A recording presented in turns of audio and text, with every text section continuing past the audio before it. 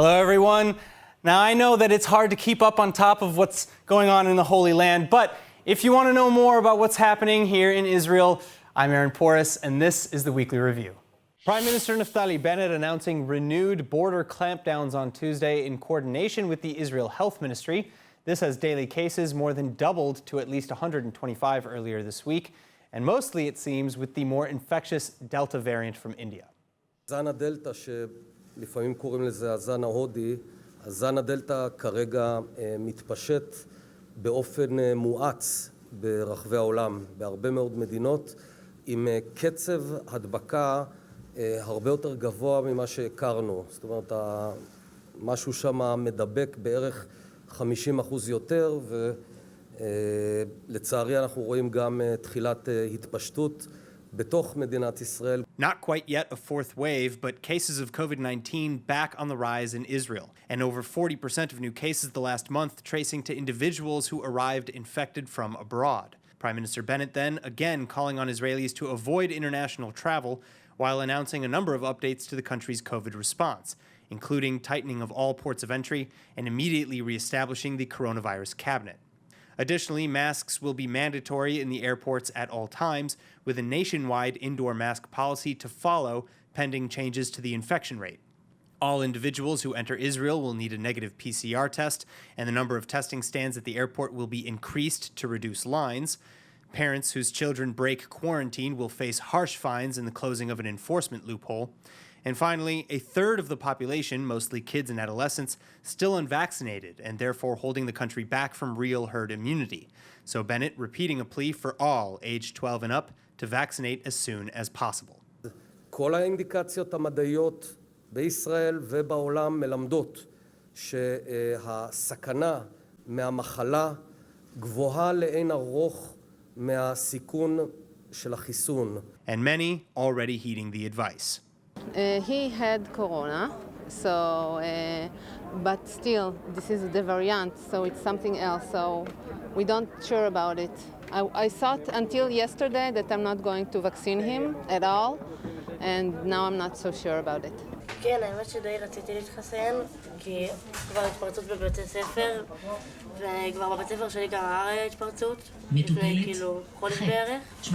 אז רציתי להתחסן כדי לא לקבל את המחלה. Yeah, we came to vaccinate Yoav for COVID-19. We do it in order to protect Yoav and the entire community. Now, as the Delta variant of the coronavirus is sweeping across the world, Israel, despite its high vaccination rate, is also not immune.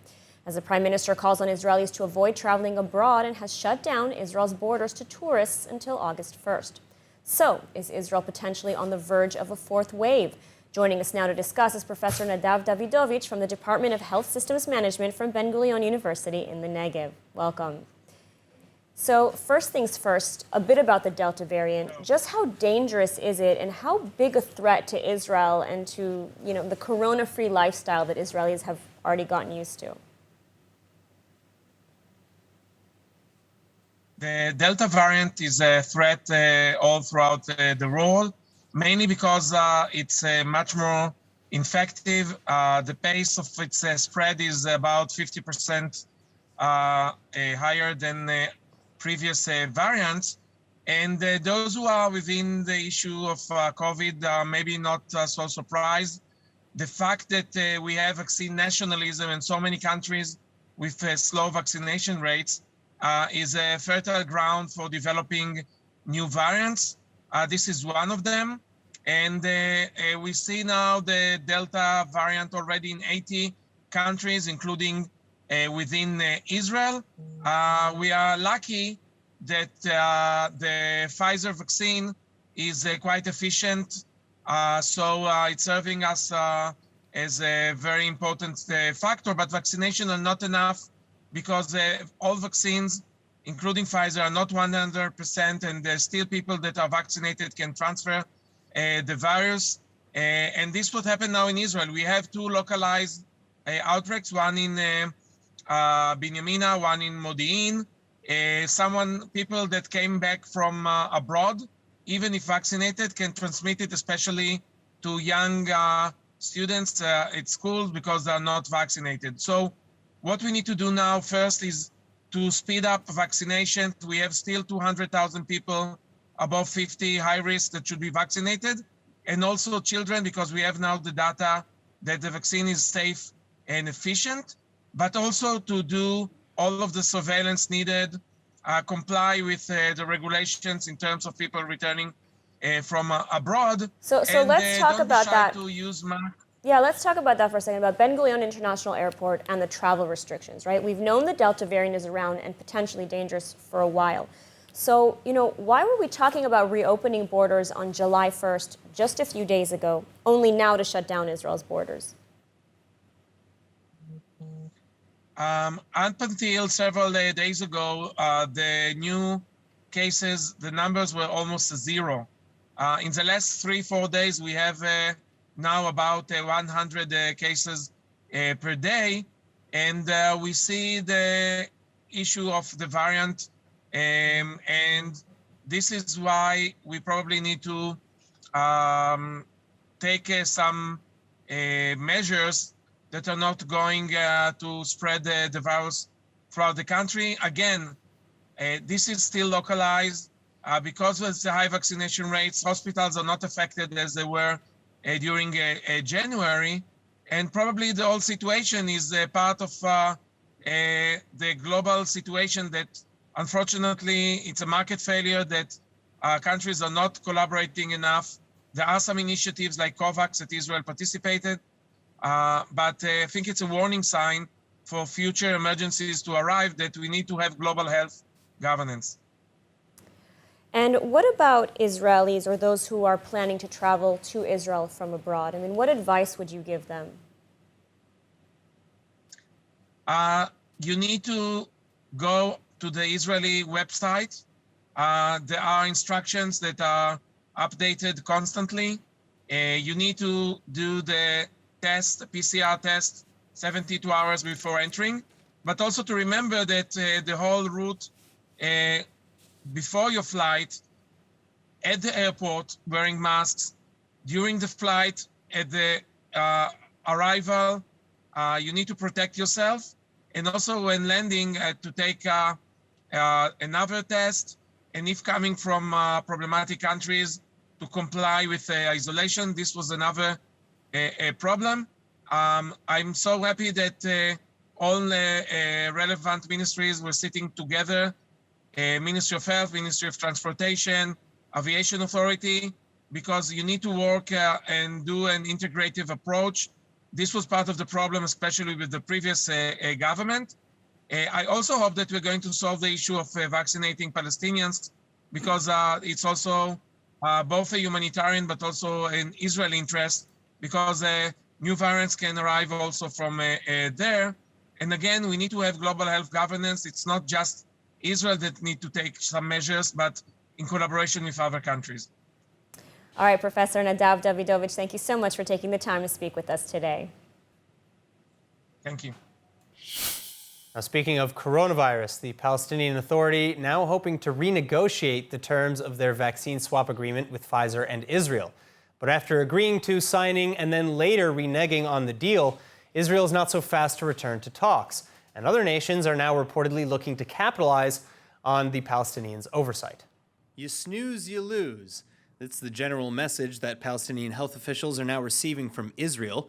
This as the Palestinian Authority saying that it hopes to renegotiate terms of a vaccine swap agreement signed with Jerusalem and Pfizer just last week. Jerusalem, for its part, though, now reportedly engaged in talks with at least 3 other countries who want to replace Ramallah as the recipient of some 1.7 million COVID vaccines. And if an agreement is reached, it would be the same swap deal Israel signed with the PA before the Palestinians pulled a 180. That is, that Israel would give another country vaccines from its current stocks set to expire by the end of summer. And in return, Israel would receive the same amount of vaccines from the recipient nation's future vaccine imports. It's a deal reached with Pfizer's blessings, intended to make the best use of vaccine doses already in circulation. So why cancel the deal in the first place? Well, according to the PA, delays in negotiations meant that the first shipment was likewise pushed back, and Israel's first shipment of some 90,000 doses was set to expire 10 days after its delivery on Friday. The PA Health Ministry in response alleging that the doses don't meet health standards with such a close expiration date, and the shipment was promptly returned. This argument, however, fails to hold water for a number of reasons. For one, Israel and Pfizer both claimed that the PA knew full well about the expiration date before signing. In fact, as established earlier, preventing the waste of available vaccines and inoculating as many people as soon as possible was the point of the deal in the first place. Second, the West Bank Health Ministry is contradicting its own complaints, having admitted just hours before rejecting the deal that it could vaccinate upwards of 80,000 citizens per day, more than enough to make good use of the 90,000 doses in the first shipment, as well as all other shipments planned thereafter. And finally, the sudden rejection of the deal comes only after harsh criticism from the Palestinian public, accusing Israel of attempting to poison them and accusing the Palestinian Authority of Israel normalization. Moving on, the new coalition again trying to make some progress on the family reunification bill, and specifically on the part that blocks the automatic granting of citizenship to Palestinians who marry Israelis. But this part of the bill, which has to be annually renewed, failed to get enough support to pass again. And the coalition, meeting overnight, likewise failing to make any compromises that are acceptable to all the parties in the bloc. Center and right-wing parties in the coalition, including Defense Minister Gantz's Blue and White, meantime supporting the bill as a matter of national security. The bill passing in 2003 on the grounds that it prevents terrorists from potentially abusing the system. And New Hope Party leader Gideon Sa'ar likewise calling for opposition parties to put the country first and to help pass the bill. Opposition parties, led by former Prime Minister Netanyahu, however, are refusing to help in hopes of embarrassing the new government. So for now, the vote on the bill's renewal has been postponed, despite the current measure being set to expire July 6th. Back to Iran now. The old Israeli Guard blasting the new administration for its allegedly toothless approach in dealing with Washington's policy on Iran. And especially now following the election of Ebrahim Raisi, a.k.a. the hangman of Tehran, to be Iran's president-elect. Hannah Rifkin with the story. Israeli officials across the spectrum in unison still damning the JCPOA Iranian nuclear deal as a dangerous agreement for the world. IDF Chief of Staff Lieutenant General Aviv Kochavi, for one, just finishing his first official visit to the U.S. And while there, he argued that, quote, all other options should be exhausted to prevent Tehran from acquiring nuclear military capabilities. Not all Israeli officials are on the exact same page, though. Former Prime Minister and now opposition leader Benjamin Netanyahu accusing Foreign Minister Yair Lapid of endangering Israel. This after Lapid reportedly promised to maintain regular open channels of communication with Washington, to work out any disagreements behind closed doors, and to refrain from any, quote, surprises.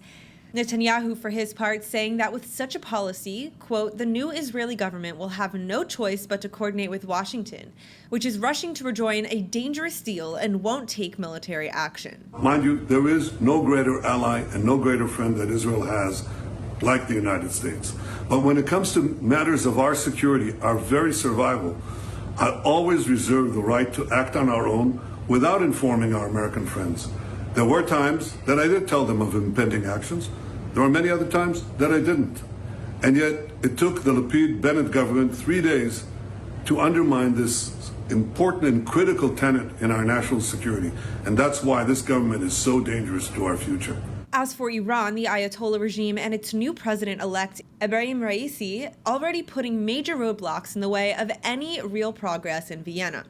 Raisi, also known as the hangman of Tehran, saying on Monday that Iran's foreign policy will not be limited by the JCPOA.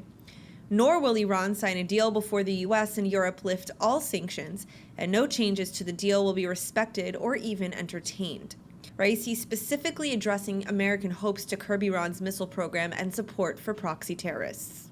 مسائل منطقه‌ای یا مسائل موشکی قابل مذاکره نیست. Moving on, we head to Vienna, where Iranian and Western officials are still working hard towards a return to some form of the JCPOA nuclear agreement. But many, particularly in the Middle East, are still skeptical of the Ayatollah's intentions, especially after Iran's presidential election in which Ebrahim Raisi, a.k.a. the hangman of Tehran, received the nomination. Joining me with the analysis, diplomatic correspondent with the Times of Israel, Lazar Berman.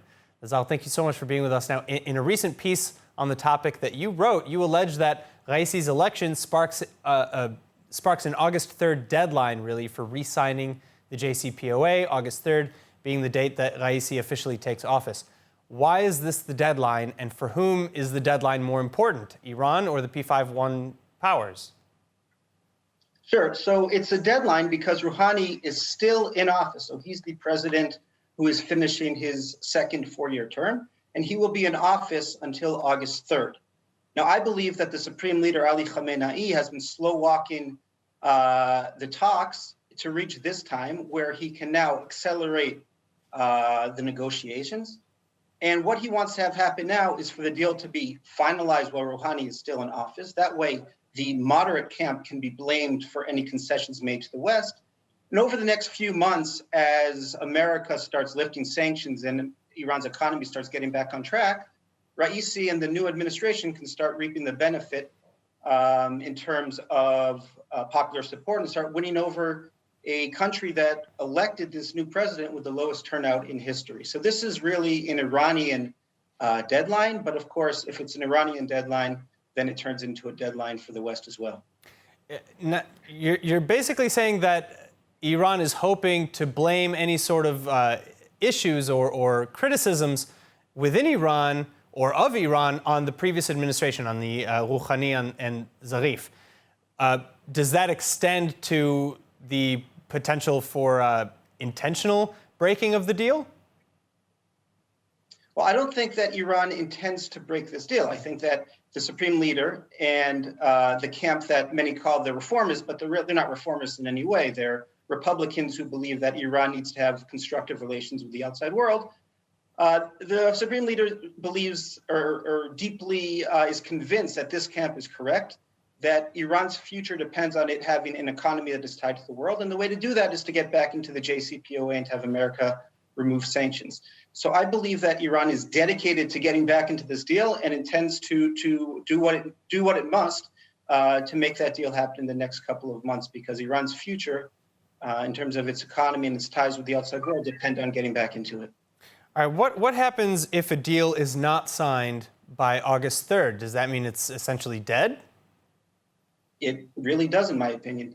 I cannot imagine that this new administration, the Raisi administration, obviously much more conservative, hardline, and I would say revolutionary, is going to be willing to make the concessions that the Rouhani administration was not willing to make, and certainly not in the first few months. Now, while those two sides, Iran and the West, are far apart, Iran is going to continue to be doing what it has been doing over the recent months, which is accelerating its enrichment and starting to intentionally and very publicly open up other nuclear-related activities. That means there's going to be an escalation. That means the two sides are going to be further and further apart. And at some point, we're going to reach a point of no return where a return to the JCPOA is not possible. Any sort of nuclear deal will have to be a totally new one, and that will, of course, take months and probably years to get back to. So again, I feel like I have to ask, what are the chances, and I know that you said earlier that you don't believe Iran is intending to break the deal, but is there any sort of chance that Iran is thinking, oh, we're gonna go after our nuclear ambitions regardless of a deal, and by signing it while Zarif and Rouhani are still in power, we can use them as a scapegoat? Is there any chance for that? Well, of course, I'm not inside the Iranian decision-making process, but I don't believe that Iran has made the political and strategic decision to actually go after a weapon. I think it's clear that they want to reserve the right as a sovereign nation, as a powerful nation, as they see themselves, to nuclear power, as a lot of their neighbors do.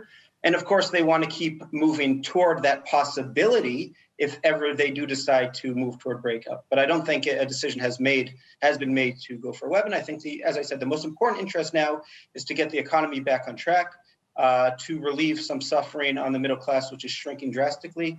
And any sort of future drastic moves, like deciding to move toward a nuclear weapon, can be made down the road. And I would also add that it was very important for the Supreme Leader to get Raisi into power, and he was willing to oversee the cancellation of moderate candidates, because he's starting to think about his succession. He's 82 years old now, and he wants to handpick a successor and maybe even make drastic changes to the structure, to the political structure of the Islamic Republic. All right, Lazer Berman, thank you so much. Thank you. In other news, in accordance with ongoing ceasefire talks, Israel now relaxing restrictions on certain products entering and exiting the Hamas-run Gaza Strip. Agricultural and textile exports, for example, now allowed to resume, as will the delivery of normal mail services, where thousands of travel documents have allegedly been waiting to make their way into Gaza. All that said, however, while ceasefire negotiations are making progress, cross-border violence, including incendiary balloons, still trickling into southern Israeli communities. So speaking from a memorial for soldiers who died during the 2014 Gaza war, Prime Minister Naftali Bennett sharing harsh warnings for Hamas terror group leaders, Bennett claiming that a new Israeli policy is here to stay and that Hamas will have to get used to it. אבל אלימות וטרור הם לא תופעות טבע או גזרות גורל שמדינת ישראל אמורה להשלים איתן.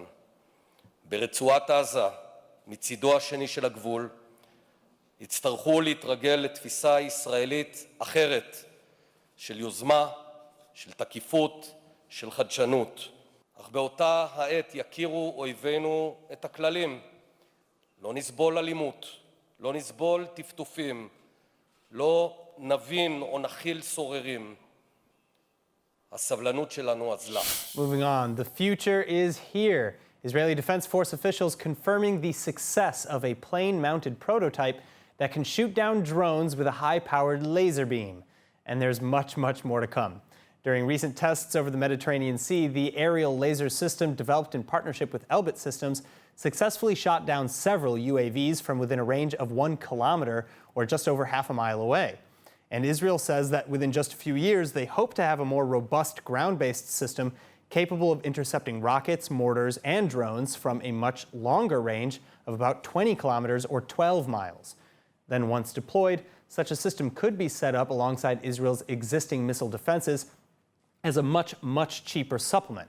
Because as long as there's electricity and a clear enough sky, the laser can be fired accurately and indefinitely.